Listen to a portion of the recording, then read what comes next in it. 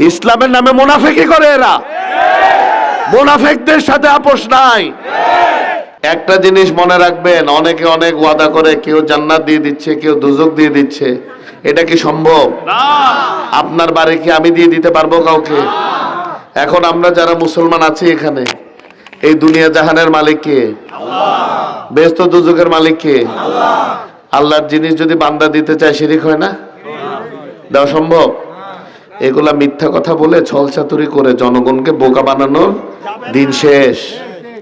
এই যে একটা দলের আমির বলল কর্মজীবী মহিলাদেরকে খুব খারাপ একটা কথা বলছে, তাহলে আপনি বলেন আমার মা বোনরা যারা কাজ করছে, আমাদের পরিবার চালাতে সাহায্য করছে, আমাদের নবীজির বিবি যিনি ব্যবসা বাণিজ্য করেছেন, তাহলে কি ওনার কথাটা ইসলামের সাথে সামঞ্জস্যপূর্ণ হয়েছে?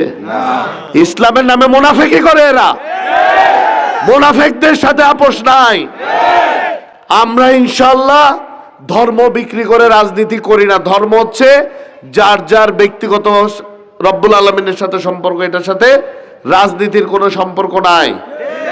আমরা একটি ঐক্যবদ্ধ দেশ গঠনে কাজ করে যাচ্ছি তারেক রহমানের নির্দেশে, এবং সেটি আমরা ইনশাআল্লাহ 12 ফেব্রুয়ারি ধানের শীষের ব্যালট প্রমাণ করে দেবে।